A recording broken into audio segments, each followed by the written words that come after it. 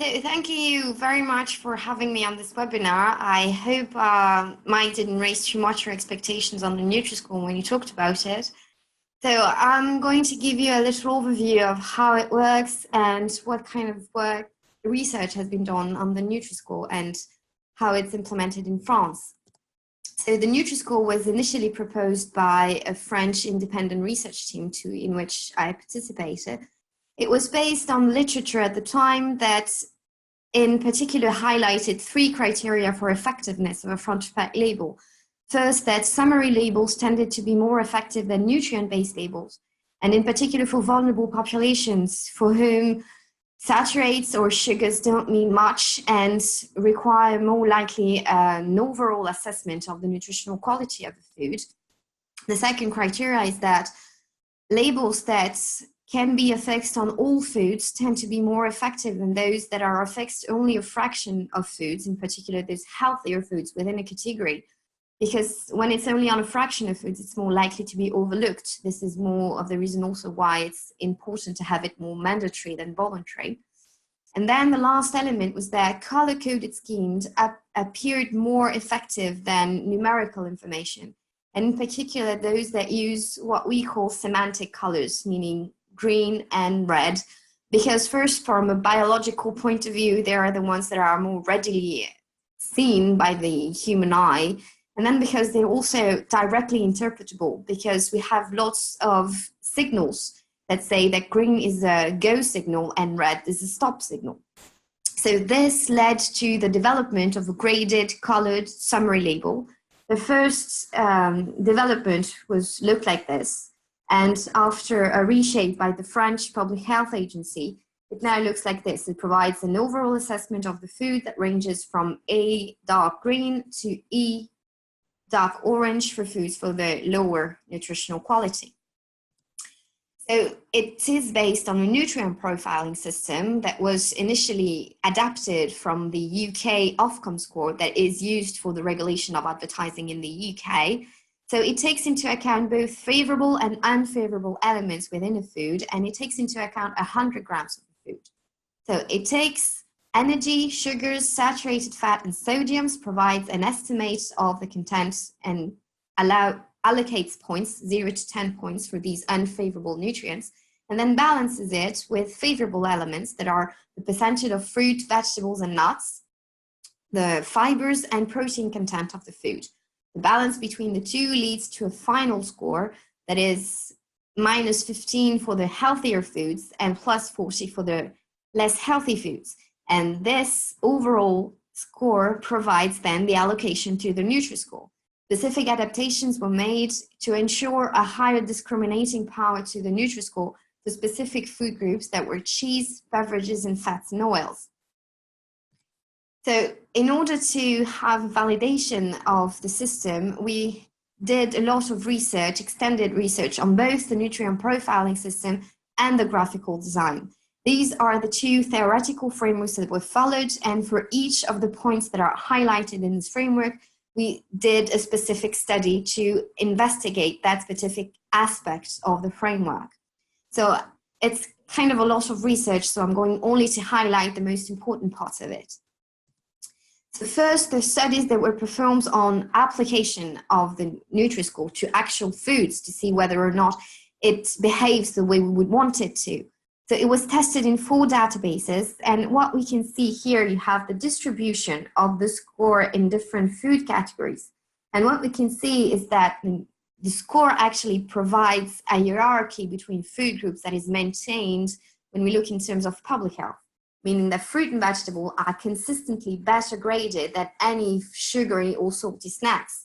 The second element is that there's a very high variability in the distribution within food groups, which means that using the score, it's possible to actually highlight this variability and increase the discriminating power of the label in order to allow consumers to make meaningful substitutions within a food group. And actually, the thresholds for the different colors of the NutriScore were set in order to improve the discriminant power within a food category. Then the studies that were performed on attitudes and understanding were usually comparative studies of different labels, because literature suggests that any type of labeling actually improves the situation before any labeling is put into place. So in order to select the most efficient scheme, we thought that it was important to have comparative designs for attitudes, understanding, and any other scheme. So we compared the NutriScore with the percent GDAs, with the multiple traffic lights, with the tick system that's kind of like the Nordic keyhole system. And what we showed was that the NutriScore was considered as easy to identify and easy to understand, while the GDAs were considered complex and too long to understand by consumers. When we looked at objective understanding, meaning asking people to actually rank foods with or without a label from a single category of foods, what we showed was that, consistent to literature, all labels improve understanding compared to a no labeling situation. However, the performance of the different systems actually varies, and the NutriScore is the most efficient scheme. And in particular, when we did some subgroup analysis, we showed that it was the most efficient in all subgroups of the population, and in particular in vulnerable population, when it can increase up to 20-fold the capacity of subjects to correctly identify the nutritional quality of a food. Then the studies that were performed, there was a series of studies were performed on the use in purchasing situation in order to see whether or not the NutriScore compared to other systems were actually effective in improving the nutritional quality of purchases in store. So multiple settings were tested, and I'm going to delve into the large-scale trial that took place in France. So it took place in 60 supermarkets around France. You can see here the location of the different systems. It was comparative and took into account the different designs that had been put forward by the industry or retailers at the time. So the NutriScore was tested, the NutriRepère, which is only a variation from the percent GDAs, the multiple traffic lights, and the Sens system that was developed by retailers. The results from this large-scale trial was that 3 schemes appeared to have a positive effect on the nutritional quality of purchases, but the NutriScore was the one that led to the highest improvement.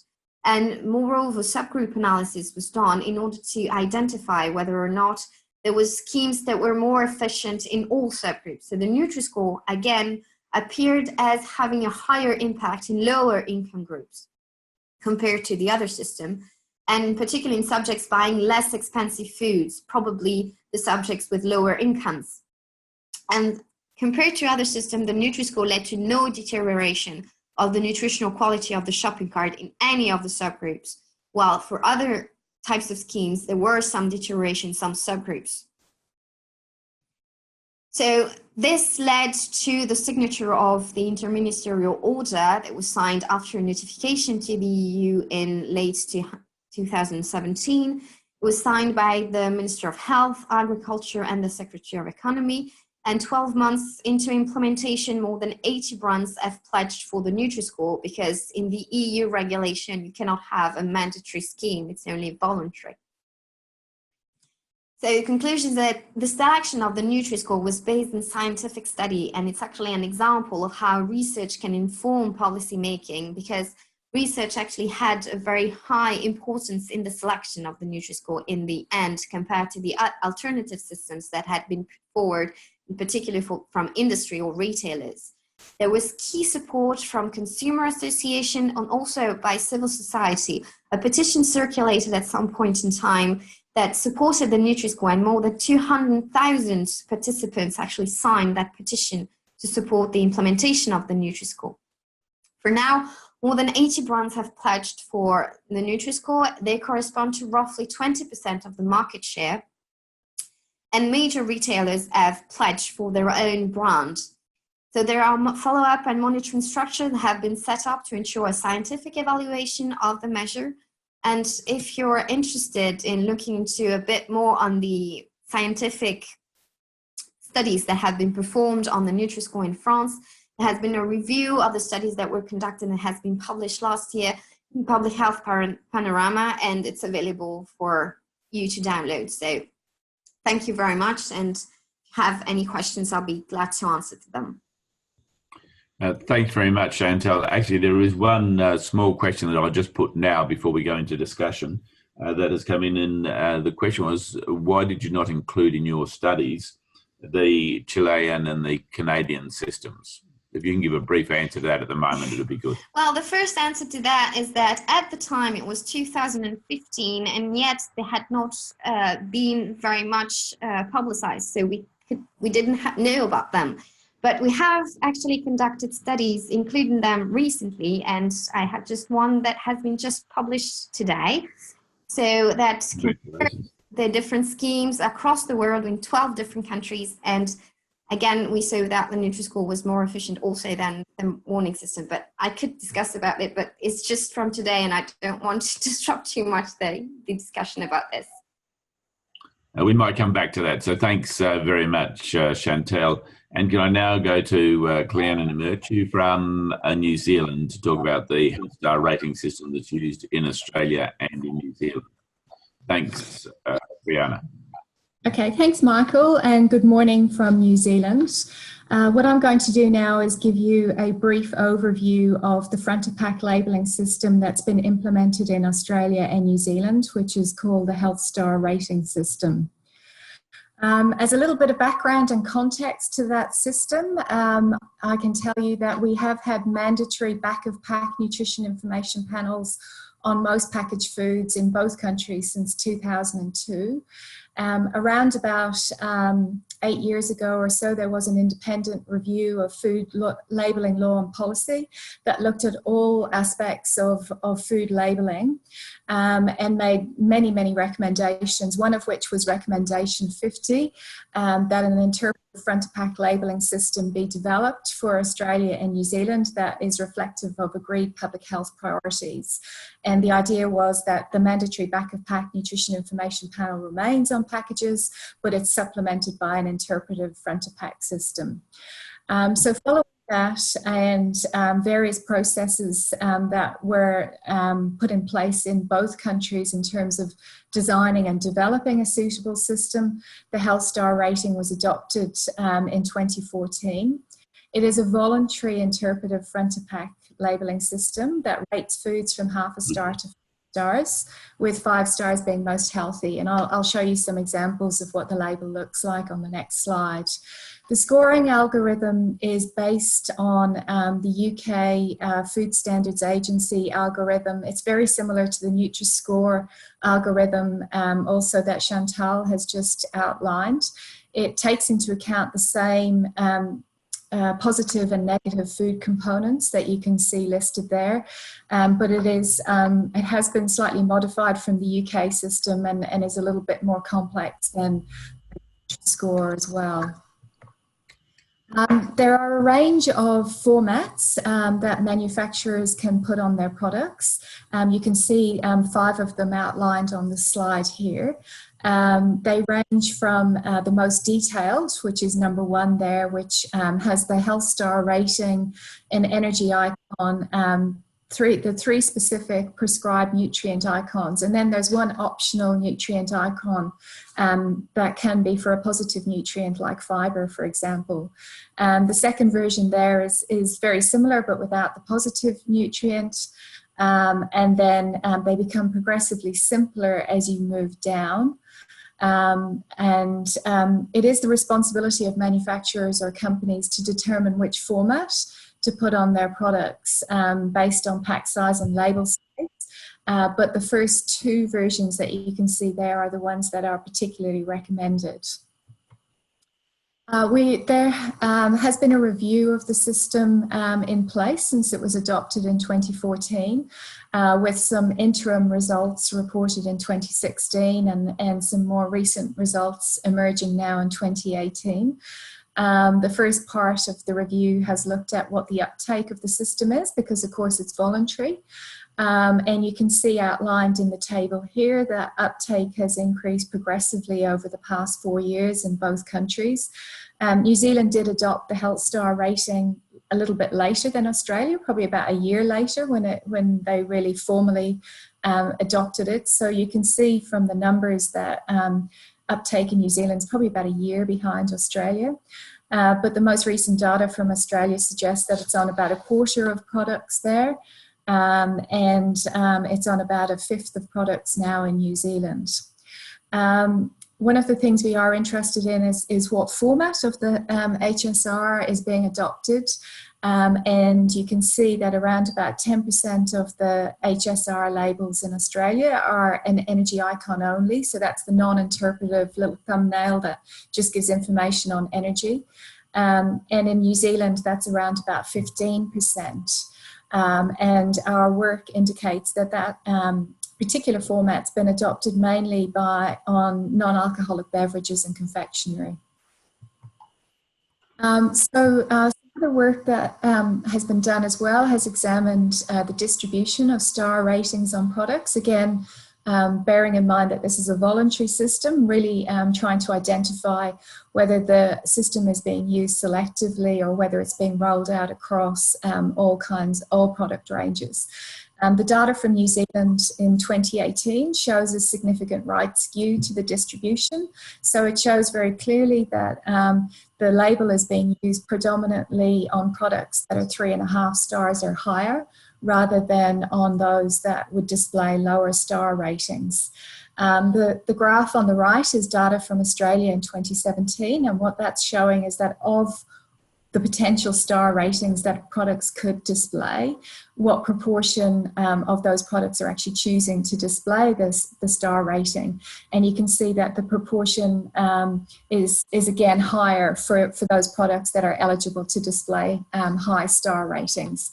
And work from that study, which was carried out by Ali Jones at the George Institute, also compared the average health star rating of manufacturers in terms of what they displayed and what their full product portfolios show, and found that only 3 of 26 major manufacturers had average health star ratings on products that actually reflected their full product range. I think there's been some mention about potential impact on reformulation. There's certainly been work that indicates that systems like the Choices logo and the Heart Foundation TIP program have promoted reformulation of products. However, most of the studies that have been published are pretty basic before and after evaluations, many of which are also self-reported data, and they don't take account of the wider changes to the food supply because, of course, food products are constantly being renovated and reformulated across the whole food supply. A very basic reformulation analysis from New Zealand did indicate that perhaps HSR was driving reformulation, but more recent rigorous analysis where we've also been able to take into account what reformulation is occurring in unlabeled products found minimal evidence of HSR-driven reformulation. So some indication that there is some happening in terms of sodium, but a very minimal amount. And this suggests that perhaps the voluntary nature of the health star rating system and the selective application that we're seeing might mean that reformulation is not as much of a manufacturer priority as it would be for mandatory systems. Impact on consumer behaviour. We have done some research to compare the health star rating system with traffic light labels using the Nutrition Information Panel, which is non-interpretative, as a control group. So what this forest plot here is showing, if you look at the bottom part of it, where it shows all participants, it's showing what impact traffic light labels have versus the Nutrition Information Panel, and the health star rating versus Nutrition Information Panel. What we found in that study was that overall there was no significant impact of either system on healthier food purchases. However, a sub-study that focused on frequent label users did indicate that both health star rating and traffic light labels promoted healthier food purchases compared to the non-interpretive label. And that's really pretty consistent with what we know about labeling, which is that across the whole population, it's only a subset of people that tend to use labels and use them frequently. But what this suggests is that for that subgroup in the population, that interpretive labels like health star rating and traffic lights do promote healthier food purchases. So what are the strengths of the health star rating? I think a major strength is that it's a really simple format, and it's very well understood by consumers, including those with low health literacy. It also rates the overall nutritional profile of food, so it's like a summary indicator system, as Mike pointed out, and that makes it much easier for consumers and shoppers to basically understand the system.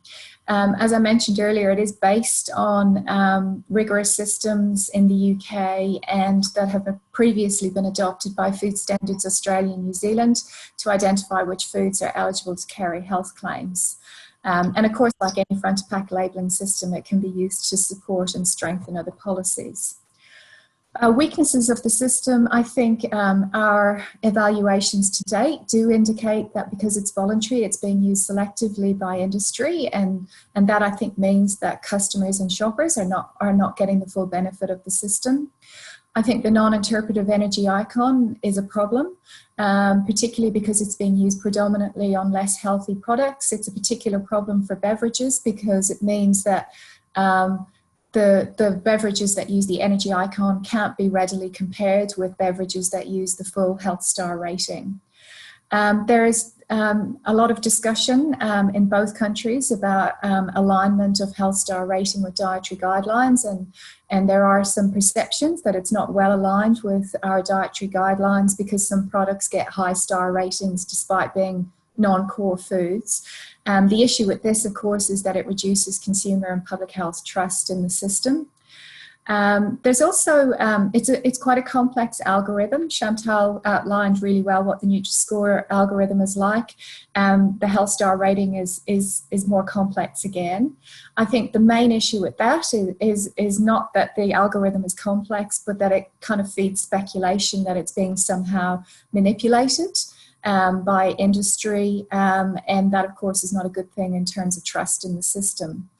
And I think finally, an issue was that there were no performance measures agreed at the time of implementation, and now we're at the point of evaluating the system. It means that it's very hard to define success or failure because we didn't have predefined targets in terms of uptake and use of the system and distribution across products and so on. So for countries that are considering implementing a front-of-pack labelling system, I would definitely urge you to put some performance measures in place before it is implemented. That said, I think a really positive thing about the health star rating is that it was implemented with a review plan in place. The results of the 5-year review will be available in 2019, and the review is very comprehensive and looks at a whole range of aspects that you can see outlined here. So that, of course, gives us the opportunity to identify where the system's performing well, but also where it's performing less well, and make improvements to the system. And again, I would urge any country that's considering implementing front-of-pack labelling system to have formal evaluations and reviews just like this. And I will finish there. Thank you. Thanks very much, Cleona. That's greatly appreciated.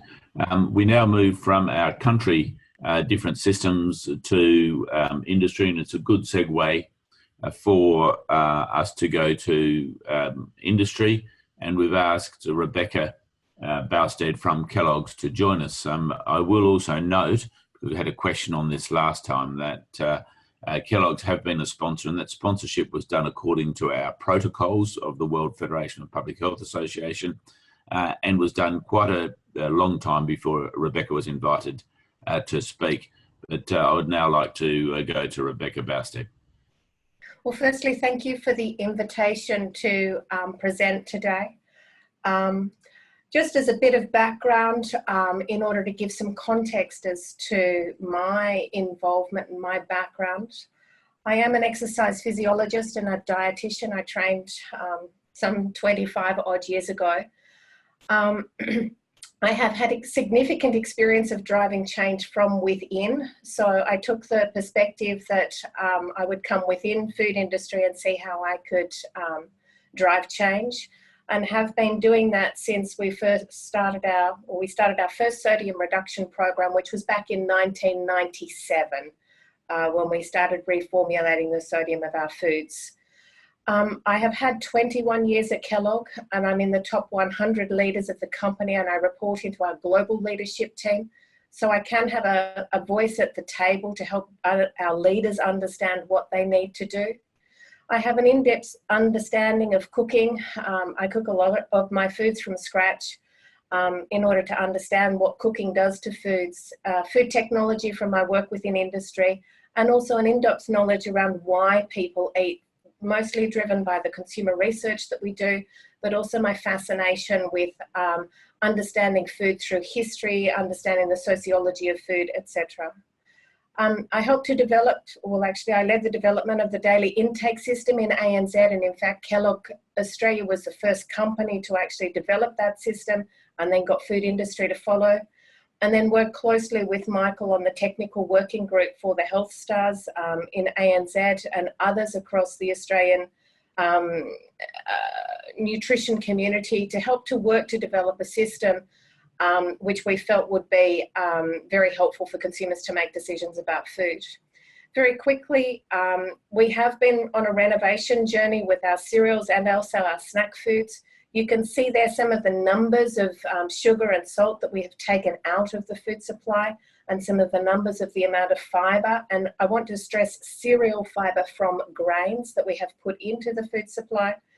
More recently within Nutrigrain, it's an iconic cereal here, which tends to have higher sugar levels. We have been on a sugar reduction journey with that food. We have a significant percentage of our portfolio which is a source of fibre based on grains, and also a significant number of our portfolio which has 4 stars or higher. And we continue on a journey to improve our foods, both here locally but also globally. I think one of the points that we want to make, and Mike's done a fabulous job in summarising some of the different systems, as have all of the speakers in depth. I think the challenge for industry, particularly multinationals, is the different systems that we need to look at in country. And the challenge is when you don't have nutritionists within industry to help the company understand how to apply those systems. And it's perhaps a call or a thought for people to consider, is there any way that we can create consistency of systems across countries, taking into consideration the fact that dietary choices are different in country, and dietary makeups are different in country based on local preferences. But is there an opportunity in 10 years' time where we may have a singular system globally? So just a challenge for people to consider. I know the Health Stars, Cleona has already covered the Health Stars system in depth. One point that I'd like to bring up, and one of the reasons why we have had a single colour within the Health Star rating system, is to try to reduce costs of printing of that system on pack. Because to put a multicoloured system, it's much more expensive to do coloured printing, as you would know from your own internal coloured printing at home or in your office. And so black and white printing makes it easier and less costly to make changes to your packaging. So just something to think about as you also consider different systems. If we think about front of pack labelling systems from what I've seen and from what industry look towards, because at the end of the day, we want a system that seemed to be by consumers credible, and also something that we want consumers to understand. I really would like to push for having a credible scientific approach behind these systems so that it's validated and we know that, number one, that it works to sort foods according to dietary guidelines and where we want to move this food supply to. But number two, it builds trust and consideration by consumers in the system. I think it also needs to be practical and attractive. Consumers need to be able to understand the system, so the complexity of the system makes it hard to explain. And sometimes when you have multiple factors on the front of pack, so say for example a green sugar, a red sodium, consumers do get confused with regard to which they should look for. So that's why some of the systems like Health Star system, which is a whole of food system rather than a specific nutrient system, can be more easily understood by consumers. It needs to be equitable across food categories and also food sectors. There's no point having a system that unduly promotes one sector versus another and sets up a food category as better than another unless it supports the dietary guidelines. Critically, it needs to enable differentiation between food products. Again, how can you make the system sensitive enough that it pulls out the differences within foods so that consumers can clearly understand what's a better for you choice and what's something that they might only have occasionally or from time to time. It needs to be clearly understandable to consumers, and we need to do a lot of research with consumers prior to adoption of front of pack labelling systems to understand both comprehension of the system, what is it that they understand by the system, but also understand uptake by the system, and thirdly, whether it'll make a difference to purchasing decisions. We see a lot of work that we do with consumers where consumers say one thing, but they do another. And it's critically important that we start to understand how do we get to what they do with our research that we're looking at versus just what they say. Because you can have the healthiest food in the world. If consumers don't eat it, it's not healthy. And there's we find a lot of struggle with putting forward healthy products. The consumers say they will pick that up, but then when it goes to market, consumers actually don't do what they've told us in consumer research. Critically, it needs to be supported by governments with education. The front of pack labelling system is no good unless people understand it and unless the government educates right through from the school children right up to the adults that are making the purchasing decisions. As Cleona and others have said, and Chantel has done some great work over in France to show the effectiveness of systems, but it does need to be monitored for effectiveness to allow improvements. Science is constantly changing. We need to make sure that we make improvements to keep pace with science, but we can't always get things 100% right when we first launch it. So how do we then change it without creating unintended consequences?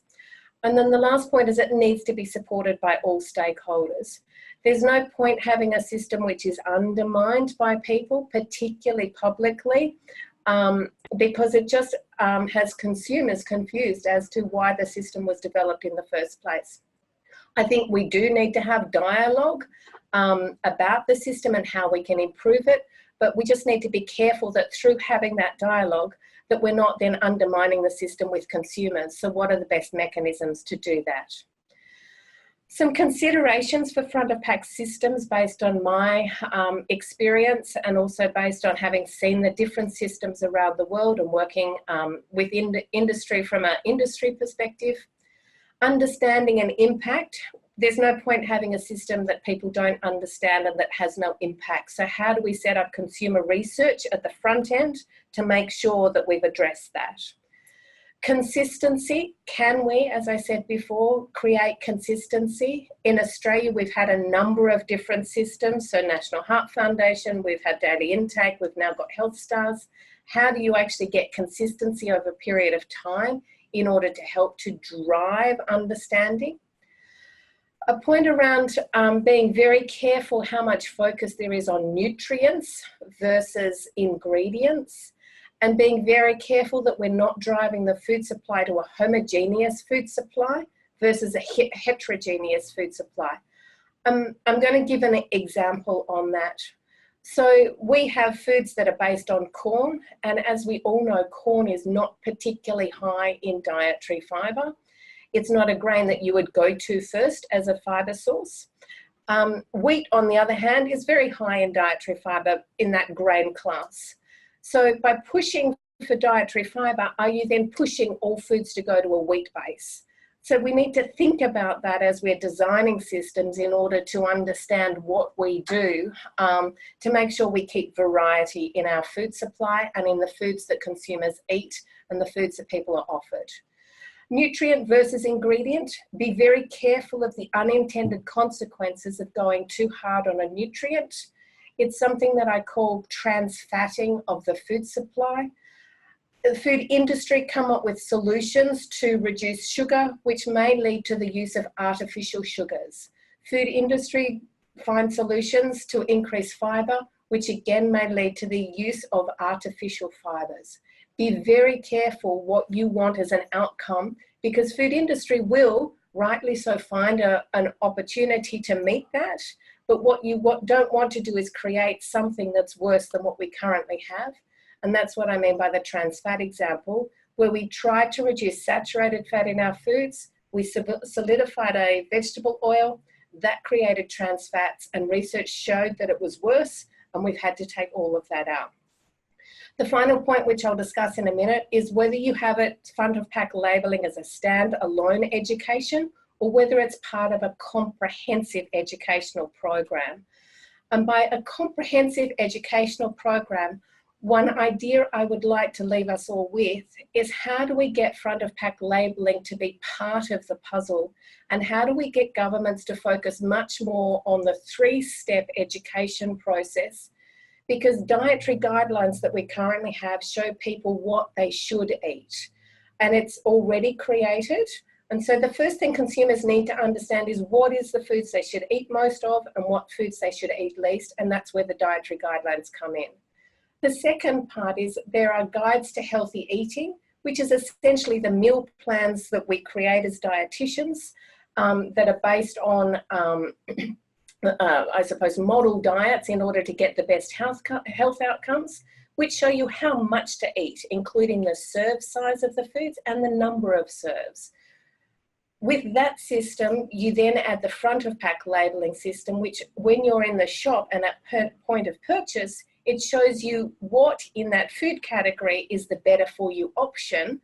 Because you've had the information on what you should eat, how much you should eat, and the number of serves, the front of pack labeling is almost like the icing on the cake that then shows you the better for you food within that category to choose.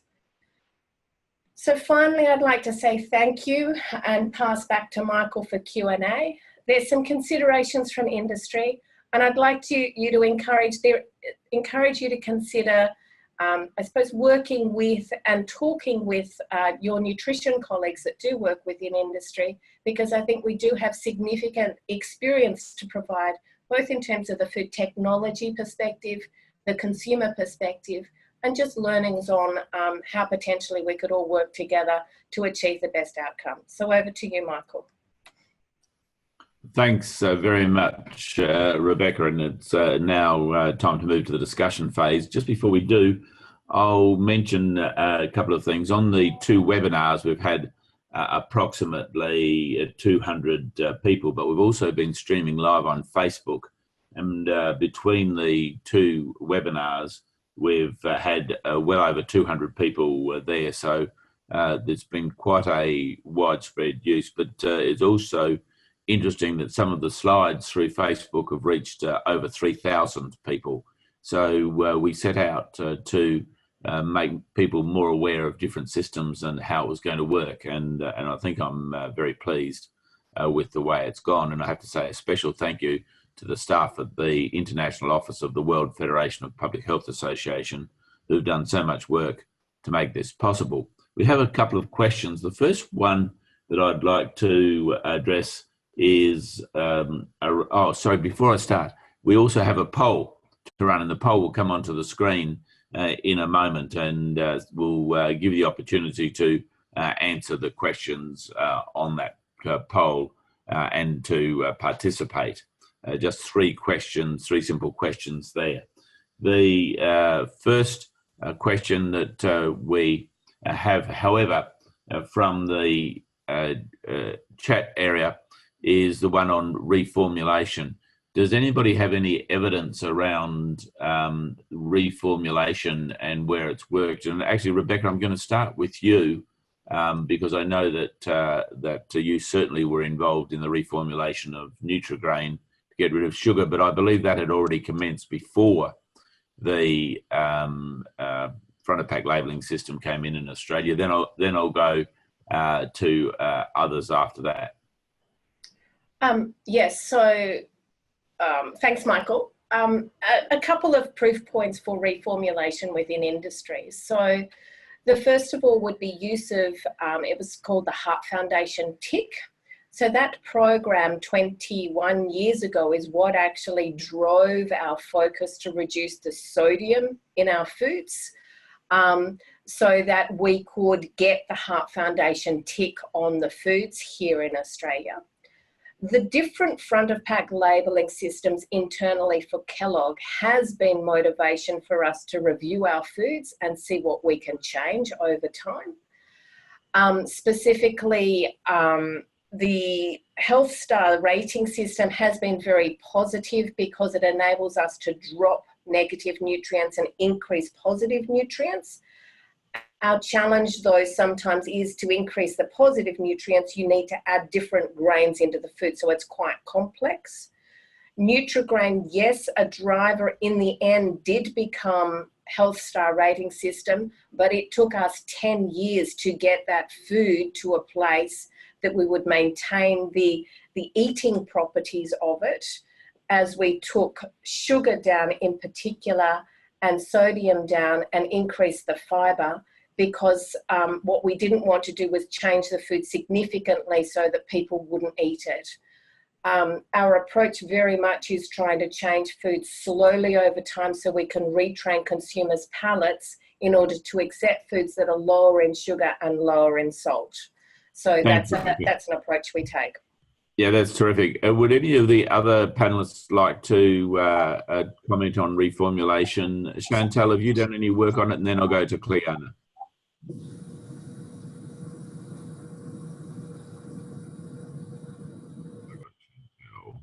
Well, unfortunately, I think we haven't done any effects of reformulation. I know that there are some monitoring structures that are put in place in France in order to monitor this, and they were already in place before the NutriScore happened. But one of the key things that we know from industry is also that usually they anticipate the implementation of a front pack label and reformulate beforehand. So perhaps even if we don't see that there's any change, it's perhaps because we didn't collect the data early enough to see any change, because probably it's going to happen before the label is put into place. Thanks, Cleona. Thanks, Chantal. Before I go to Cleona, for those who are listening, Chantal has put on the chat area a link to the paper that she mentioned that was published earlier today. So that is available for you in the chat area of Zoom. So thanks for doing that, Chantal. And Cleona, please. I think reformulation is a really important area for us to be monitoring around front of pack labelling. I think healthier reformulation of the food supply can impact on everyone, irrespective of whether or not they're actually looking at front of pack labels and using them to make choices. The research that has been done does indicate that these labels can drive reformulation, but it's pretty limited. Very basic before and after studies, case studies of one particular company, and most of them haven't taken into account what's happening across the wider food supply. So I think we really need to be doing much better, because as Rebecca pointed out, this is an area that industry are working in actively all the time, and we can't necessarily assume that what we see in some instances is just driven by labelling. Thanks, Cleona. Mary, did you have a comment on that as well, as to what are you expecting from Canada? And while I've got you, we also had a question as to whether you had tested your labels in any way to work out what would be the most effective. Okay. Okay, so in terms of the reformulation, I would say we obviously haven't tested the front of pack in Canada yet because they're not enforced. But I would say that the evidence out there of policy driving reformulation is mixed. We absolutely had huge reformulation efforts with trans fats, and we virtually eliminated it with a very public translation of, publishing trans levels. We've had mixed results where we've had some food categories where we've had good reductions of sodium with sodium targets, and many other food categories where there haven't been as much progress yet, but that may also be a reflection of time. Sodium changes will take, a number of years. We were almost 15 years working on trans, and we're only a few years working on sodium. So it may be both a function of sodium and time as well as change. In terms of testing the labels, I can say a couple of things with the front of pack systems. Obviously, there's been a lot more work done on the model, but also some on consumer research, not just by myself, but many other researchers, as well as Government Health Canada is doing a lot. But for example, the criterion and the construct validity of it, in other words, how is the nutrient profile set up, is absolutely those are nutrients of public health concern. It's consistent with many of our other policies and guidelines in Canada. The discriminatory ability of the system to discriminate amongst foods within a range, although it obviously some foods will be higher in one nutrient than the other, it can definitely do that, but it doesn't give you the full gradation, because once you don't have a front of pack warning, you obviously don't get, you don't necessarily see obvious changes to choose amongst two foods, both without a front of pack. But right now with probably more than half of the foods will have maybe one warning or other. It obviously will give us consumers an ability to see, compare between foods. Research in terms of what consumers like, our group as well as a number of other groups have done extensive consumer research testing one type of front of pack versus the other in terms of identifying the least healthy foods. Warnings do great at that. Choosing the healthiest foods, not as well. Rating foods. Also, I know we absolutely are high support by Canadian consumers, over 80% who supported a front of pack, thought it didn't seem to matter so much which warning system or which front of pack system was there. We got equal support amongst all the systems, and it was very high. I know the government has tested things like locations and size and proportions. We haven't seen those results. And I know another group is also looking at and shows that, and particularly we've seen from tobacco, that when you have a government attribution to the label, it's also more effective with consumers. So I think in Canada, we've got a number of research studies done, a number underway, and I'm sure more we'll hear about that are have been done, but we just don't have the results yet. Thanks, Mary. That's really good. We also have I'm going to go to Mike shortly, but they have another question, two questions actually. The first one I'll answer a little myself, which is, have any campaigns been run to support them? And certainly I'm conscious of the system in Australia, when the Health Star rating was introduced. A strong campaign was there. The advisory committee actually was recommending that we should run a campaign that said reach for the stars. Instead, the government ran a campaign that went the more stars, the healthier.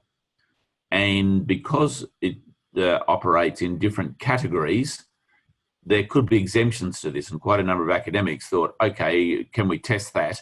And in testing that campaign, there was some quite negative comments came out, which I think undermined the system.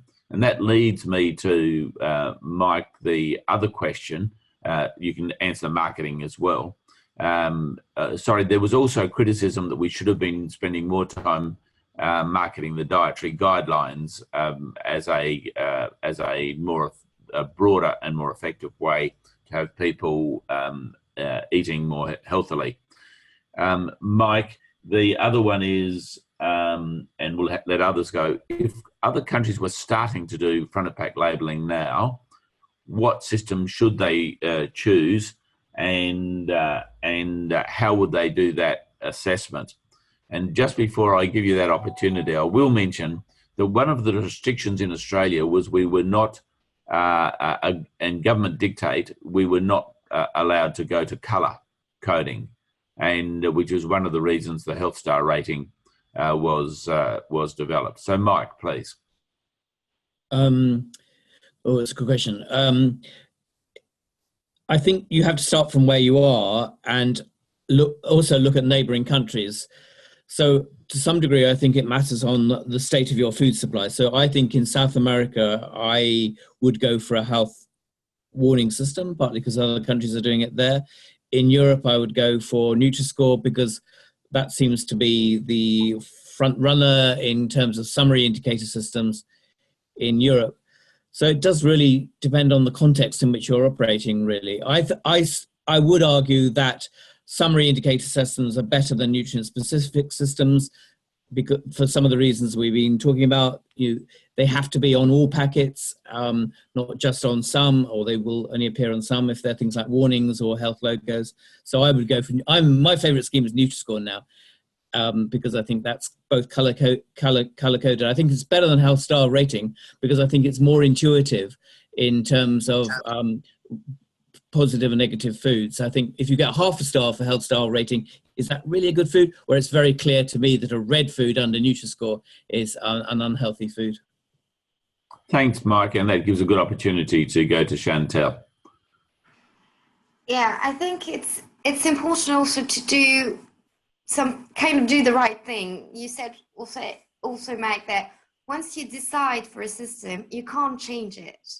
You're going to get to be stuck with it. So please do some research prior to its implementation. From the various research systems that we did, I think try and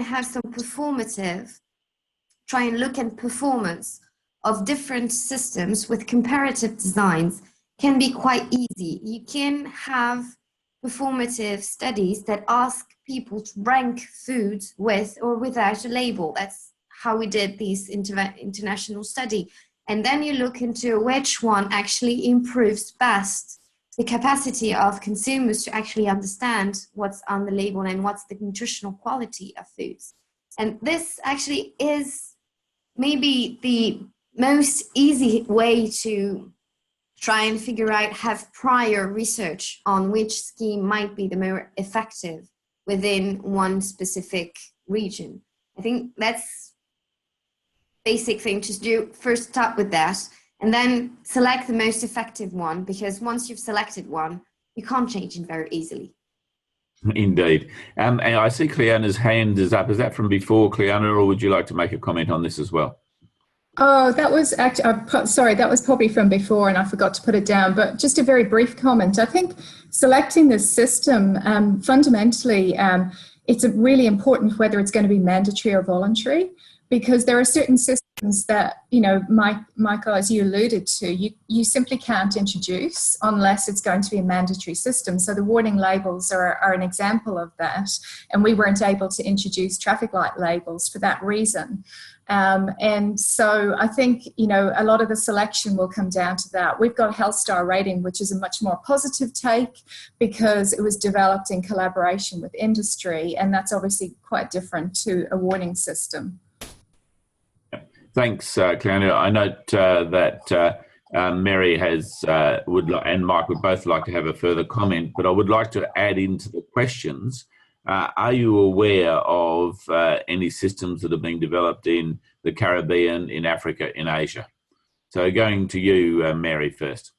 Thank you very much, Mike. I just wanted to add one more comment. I agree with the comments from the previous speaker and further clarify what Cleona said. One of the things that also may drive the type of system is the regulatory or legislative framework in which a government is operating. So as Cleona said, with a mandatory system that may put other constraints. For example, we were told in Canada that going with a mandatory system would be hard to put something similar to the NutriScore system, because it would be legislating companies to put a healthy logo on some healthy foods. So it would be hard to demonstrate risk if they were healthy foods. So it may also be some of the abilities of types of systems you can use may be constrained by the type of regulatory or legislative framework that governments have to work within. Yeah, thanks, Mary. And having been a politician myself in the past, can I say that in the end, it's the politics that set the framework within which we operate, and that varies very much from country to country. I'm going to go to Mike and then to Rebecca.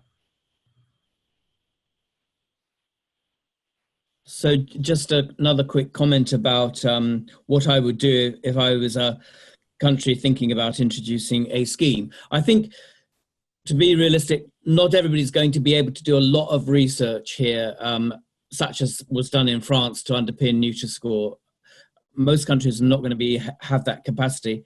So they're going to have to learn from experience around the world. And one thing I think we really do know is that the health logo schemes, such as the Australian tick and the green keyhole scheme and the Choices International logo, are really one of the worst forms of front-of-pack labelling that are around. And it was one of my proudest achievements, I think, is to stop the British Heart Foundation in the UK introducing a tick scheme like they've done in Australia and Canada.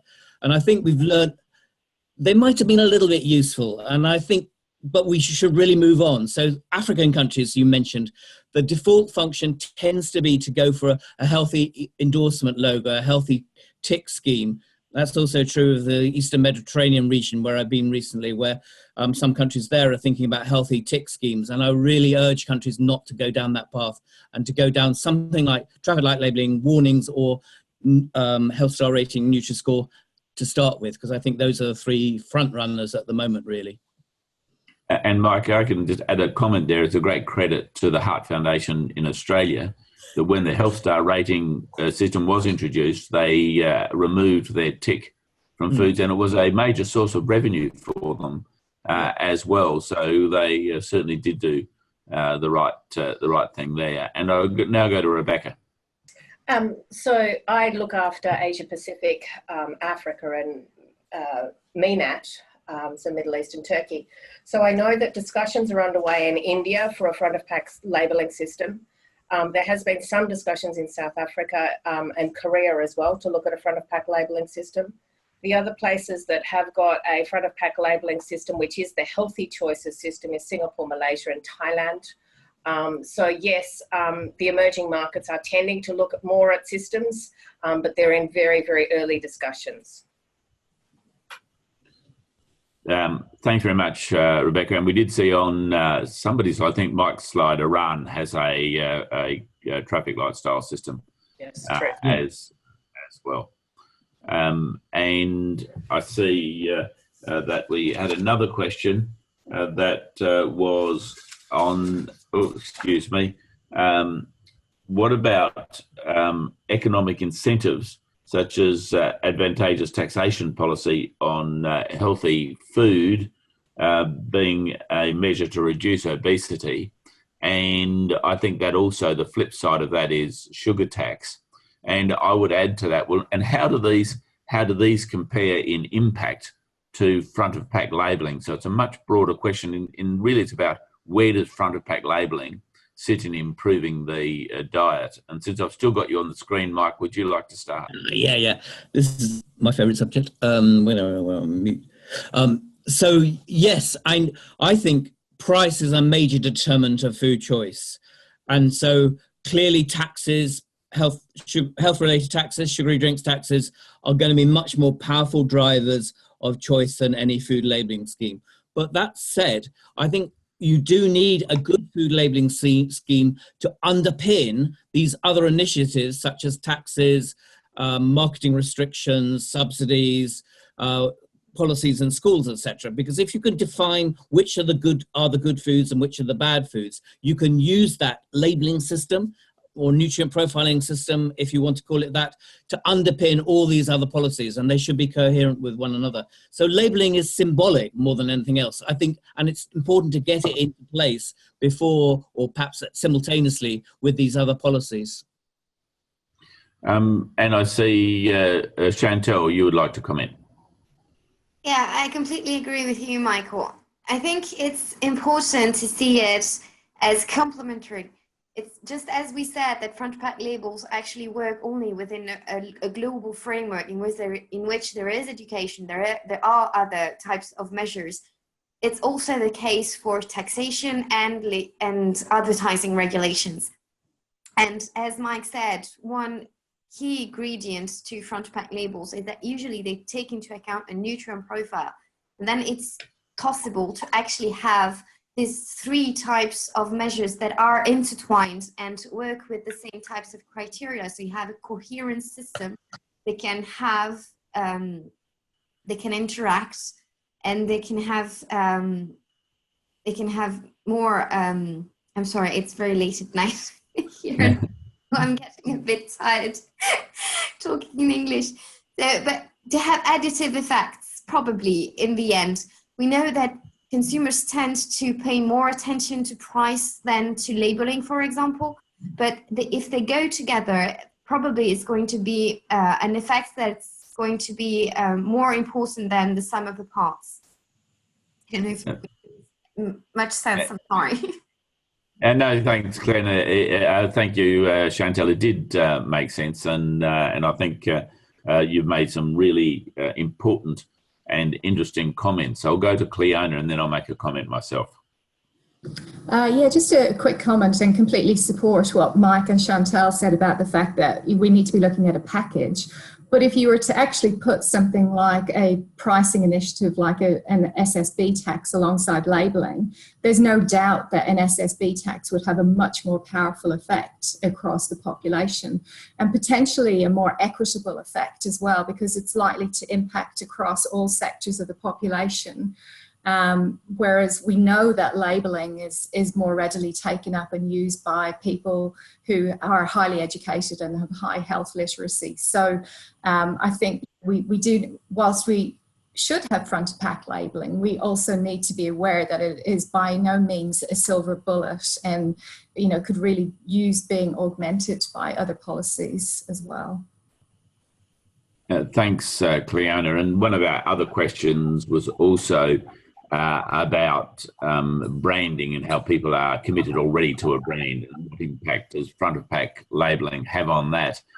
We also had a question around specific allergens and preservatives and so forth. And there's a little warning, I think, that comes through here, that there's so much that front of pack labelling can do, and many things that it can't do. If we ask it to do too much, then what we lose, in my mind, is the simplicity of looking at in a supermarket, a comparison of two, let me use yogurts as an example. We look at yogurts and we say, oh, this is a light yogurt, that'll be much healthier. That was how it was. And now we look at the stars on them and go, oh, that's strange. This light yogurt has only 2 stars. Whereas the full-fat yogurt has 4 stars. And that is a real example. And of course, it's because the light yogurt was loaded with sugar. And so that's how the system works here. And similarly with the NutriScore, how easy is it to compare the healthiness of one food to another? And whilst we all think about preservatives and the impact they have, and we think about the impact of allergens and nuts in particular, I think they are actually, for me, they are separate issues. But I'd be very happy if somebody has an alternative view or would like to reinforce that view. Perhaps I could give Rebecca the opportunity. Thanks, Michael. I was actually sitting here thinking about that example that you used with the yogurt and the light version versus the full fat version, and the comment about sugar. And my concern with a lot of this, and it comes from trying to find solutions, is the better option, and I'd like other panelists' view, that we put artificial sweeteners in that food? Or or do we simply stop making that food? So stop making the light version, which may have less calories, because as we all know, sugar has less calories per gram versus fat or carbohydrates do. So what is that solution then? Do we want to put artificials into the food supply, like artificial sweeteners? I don't have an answer for it, and it's a question that I quite often get internally here. What do I do? No, you know, with Nutrigrain or with a high sugar cereal, do we put artificial sweeteners in those to bring it down? Do we drop it over time? What is that? I'll add some evidence, Rebecca, to that while we go to the panel and an evidence question. So we know what the evidence is around sugar. It's really, really clear. I think the evidence around artificial sweeteners is not as clear at all, although we have some reservations. Yes. I wonder So we get caught between a rock and a hard place. So we can reduce it slowly over time, but then there's criticism because we're not moving fast enough, or it may not change the stars. So thoughts, solutions, ideas, love it. Yeah.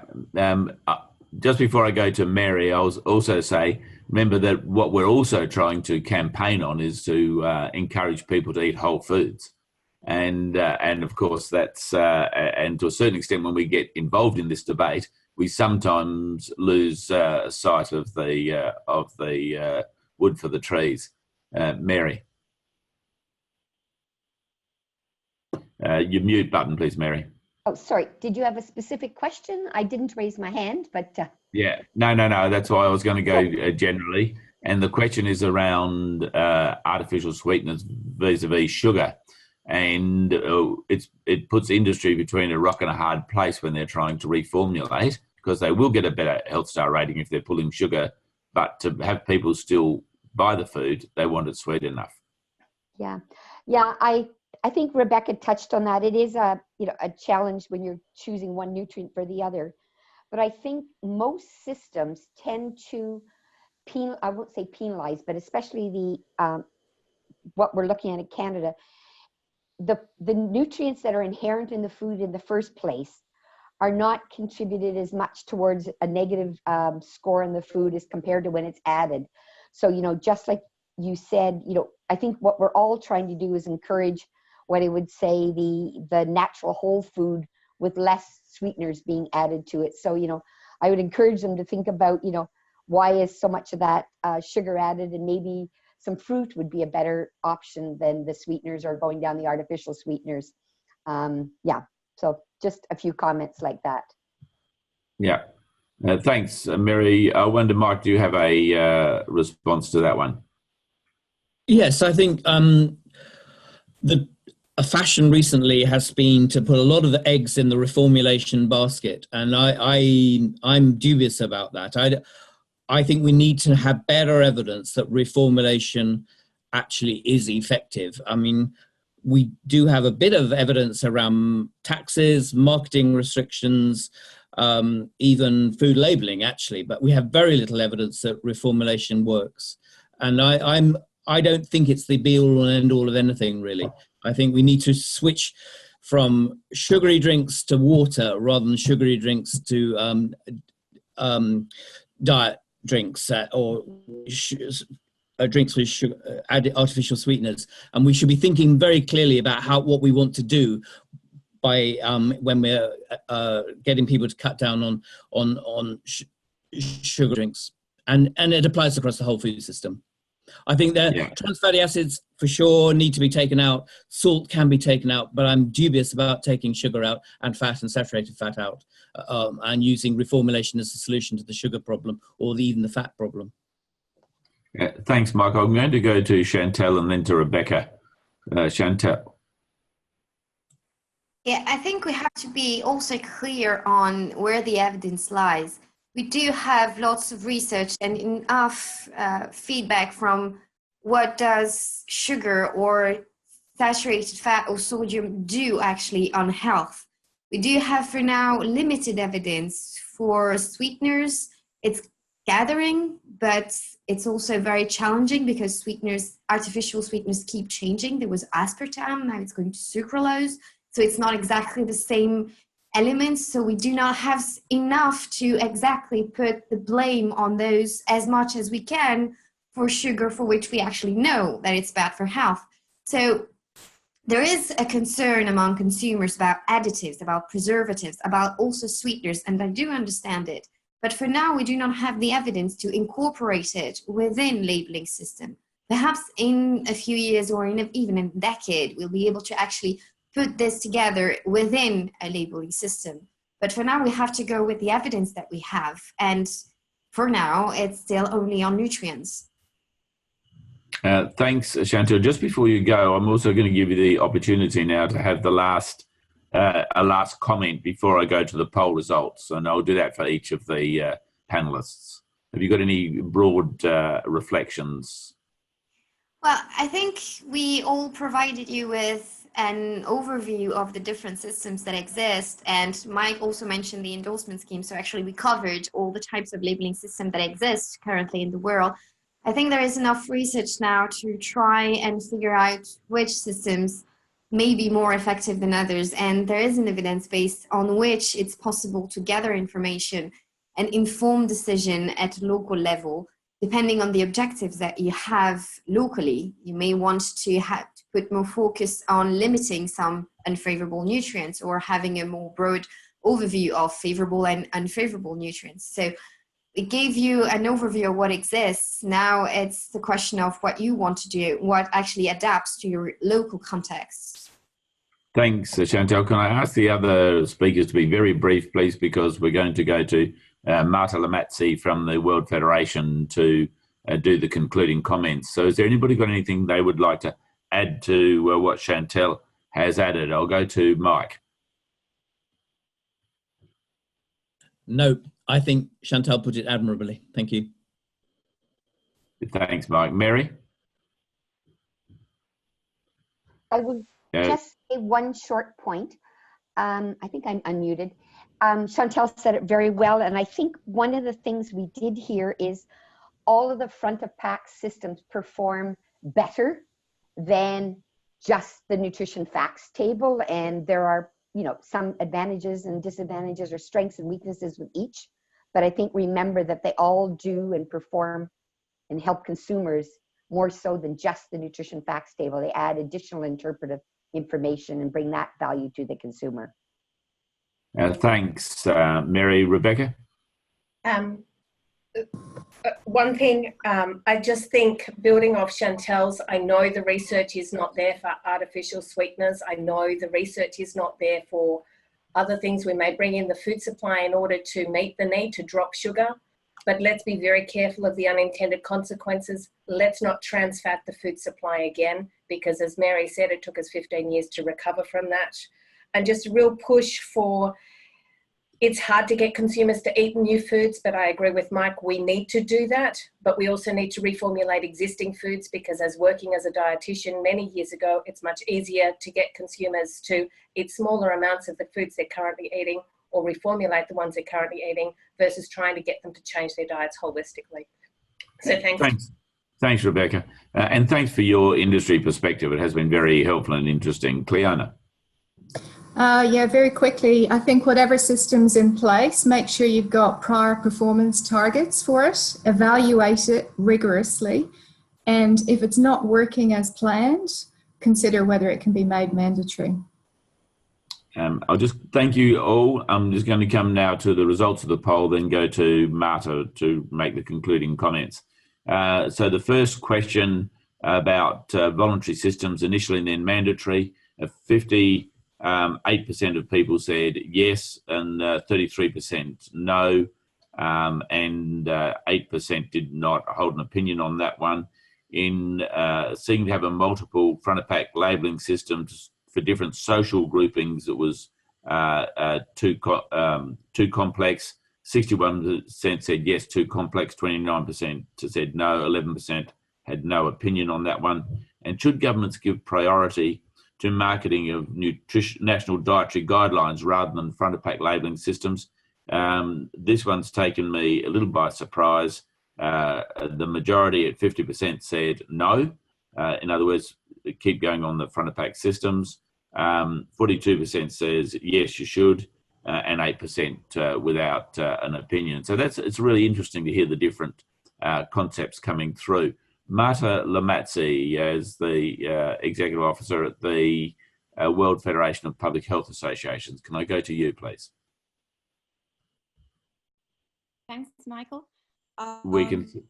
Before giving the... We haven't quite got your screen yet, Marta. We can hear you, but we haven't got your screen. Now we've got your screen. Thank you. So before going to the closing remark, I would like to update you on our activities on Facebook that has improved since the last announced by Michael. Summarizing the 2 webinars, we could reach over 5,000 people, which is really good.